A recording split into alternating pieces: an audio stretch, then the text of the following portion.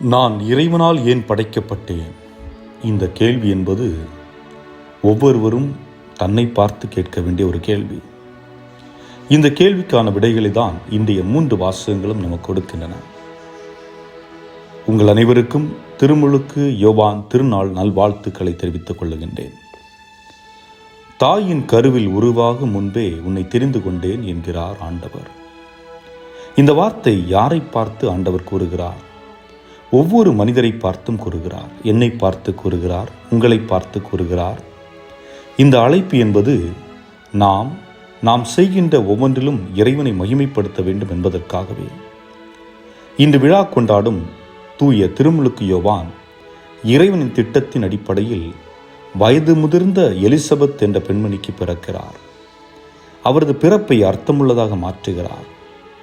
மனம் மாறி திருமுழுக்கு பெறுங்கள் என்று இஸ்ராயல் மக்களை அழைக்கிறார். அவர்களும் இவருக்கு கீழ்ப்படிந்து திருமுழுக்கு பெறுகின்றனர். இந்த திருமுழுக்கு என்பது தண்ணீரால் ஆனது. ஆனால் நாம் பெற்ற திருமுழுக்கு தூய ஆவியானவரால் வழங்கப்பட்ட திருமுழுக்கு. நாம் தூய ஆவியானவரை பெற்றுக் கொண்டிருக்கின்றோம்.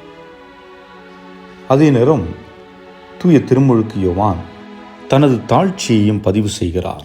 காரணம், மக்கள் அவரை மிக உயர்ந்த இடத்தில் அமர்த்தினர். ஆனால் அவர், எனக்கு பின் ஒருவர் வருகிறார், அவரின் மிதியடிவாரை அவிழ்க்க நான் தகுதியற்றவன் என்று தன்னையே தாழ்த்தி கொண்டு இயேசுவை உயர்த்தி பிடிக்கிறார்.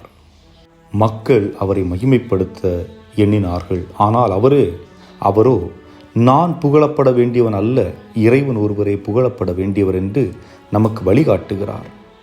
நமது வாழ்வில் நாம் நன்றாக படித்திருக்கலாம், நல்ல வேலையில் இருக்கலாம், நல்லா சம்பாதித்திருக்கலாம், பிறருக்கு உதவி செய்திருக்கலாம், குழந்தைகளை மற்ற குழந்தைகள், அனாதை குழந்தைகள் அல்லது ஆதரவற்ற குழந்தைகளுக்கு உதவி இருக்கலாம், படிக்க வைத்திருக்கலாம், வழிகாட்டி இருக்கலாம். இதுபோன்று இன்னும் பல காரியங்களை நாம் நிகழ்த்தி இருக்கலாம். எதை நாம் செய்தாலும் ஒன்றை புரிந்து கொள்ள வேண்டும். நீங்களும் நானும் செய்த அந்த செயல்கள் இறைவனை மகிமைப்படுத்துவதற்காக மட்டுமே என்பதை உங்களுடைய நினைவில் வைத்துக் கொள்ளுங்கள்.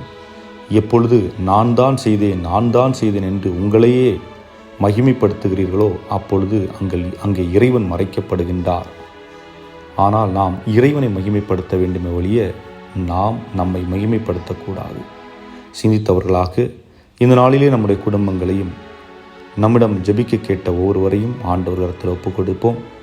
இறைவன் ஒவ்வொருவரையும் நிறைவாக ஆசீர்வதித்து இந்த நாளை மகிமைப்படுத்தி நம்மை காத்து வழி நடத்துவாராக. ஆமென்.